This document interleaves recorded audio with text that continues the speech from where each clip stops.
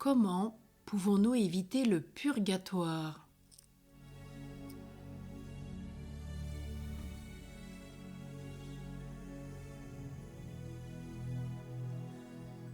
En pensant souvent au purgatoire, la pensée du purgatoire ramène tout naturellement à notre esprit celle de la mort et du jugement, et par là même ne peut que nous inspirer de salutaires réflexions. Pensez à vos fins dernières, le Saint-Esprit nous dirait « ne péchez pas ». Elle a pour second avantage d'inspirer l'esprit de pénitence et de mortification.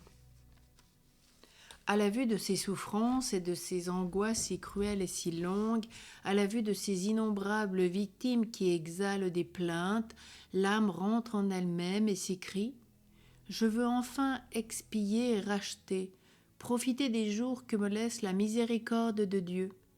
Je veux racheter mes péchés avec un peu de générosité et d'amour. Je veux à tout prix éviter les tourments du purgatoire. Je réussirai avec ma bonne volonté et surtout avec la grâce d'en haut. » Si avec la grâce de Dieu nous avions toujours cette vérité devant les yeux, il serait impossible que nous ne devenions pas des saints et de grands saints. La pensée constante du purgatoire retrancherait de notre vie une multitude de fautes légères, nous inspirerait la pratique des plus sublimes vertus, et à notre heure dernière, ornée de mérite, notre âme s'envolerait vers les demeures éternelles sans avoir à être purifiée au purgatoire. En priant souvent pour les âmes du purgatoire, les pères et les docteurs de l'Église pensent que ceux qui s'intéressent vivement aux âmes du purgatoire échappent au purgatoire ou n'y séjournent pas longtemps, car, disent-ils, la marque la plus infaillible de prédestination est de sauver des âmes, puisque Dieu a promis de nous faire le bien que nous ferions aux autres. Bienheureux les miséricordieux, parce qu'ils obtiendront eux-mêmes miséricorde. Nous ne pouvons qu'espérer la reconnaissance des âmes que nous aurons délivrées. Pourraient-elles se montrer moins sensibles et moins charitables que nous ? À l'heure de notre mort et de notre jugement, elles accourront et seront là comme des protecteurs, des témoins à décharge, pour faire pencher la balance du côté de la miséricorde. Elles déjoueront les pièges de l'esprit infernal et nous obtiendrons la plus précieuse des grâces, celle d'une sainte mort. Je ne me souviens pas, disait saint Augustin, d'avoir jamais lu ce que celui qui prie volontiers pour les trépasser ait eu une mauvaise mort ou douteuse. Quel moyen presque assuré d'éviter les rigueurs du purgatoire. Suivons donc le conseil de l'Évangile. Faisons-nous des amis, afin qu'au moment de notre mort, ceux que nous aurons soulagés nous introduisent dans les tabernacles éternels. Nos frères les morts sont maintenant dans le besoin, mais pour peu que nous les aidions, ils monteront au ciel et nous en ouvrirons eux-mêmes la porte. Oui, délivrons-les du purgatoire et nous empêcherons d'y tomber. Il est rapporté de sainte Catherine de Cortone qu'à sa mort, toutes les âmes qu'elles avaient contribué à délivrer vinrent la recevoir en triomphe. On raconte qu'une personne particulièrement amie des âmes du purgatoire avait consacré sa vie à les soulager. Étant arrivée à l'heure de sa mort, elle fut assaillie avec fureur par le démon qui la voyait sur le point de lui échapper.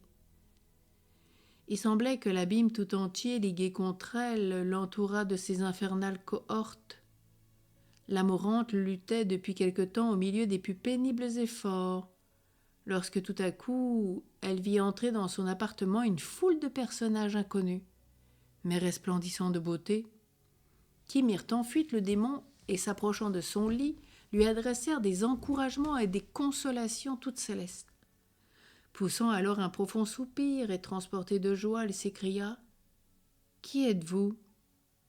Qui êtes-vous de grâce, vous qui me faites tant de bien ?»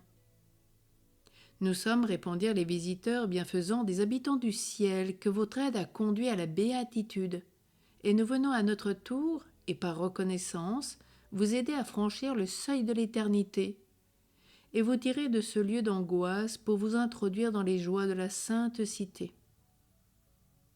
À ces paroles, un sourire éclaira le visage de la mourante. Ses yeux se fermèrent, et elle s'endormit dans la paix du Seigneur. Son âme blanche et pure comme une colombe se présentant au Seigneur des Seigneurs trouva autant de protecteurs et d'avocats qu'elle avait délivrés d'âmes et reconnus dignes de la gloire. Elle y entra comme en triomphe au milieu des applaudissements et des bénédictions de tous ceux qu'elle avait tirés du purgatoire. Puissions-nous avoir un jour le même bonheur? Au profit des âmes du purgatoire, il est aussi possible d'offrir une visite à l'église, un pèlerinage, l'usage de l'eau bénite.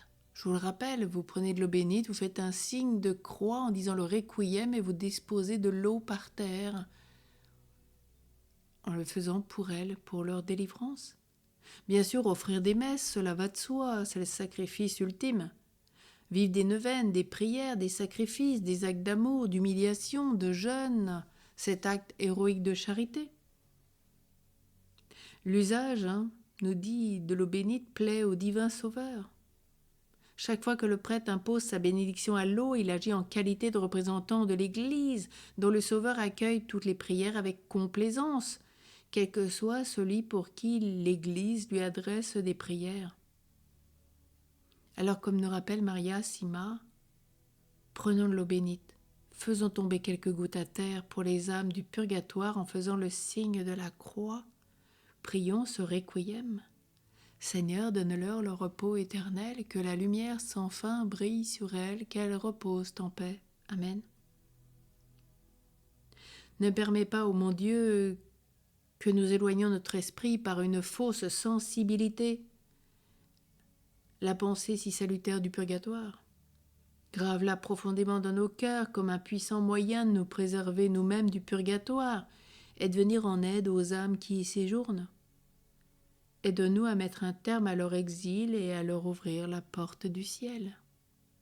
Qu'il en soit ainsi.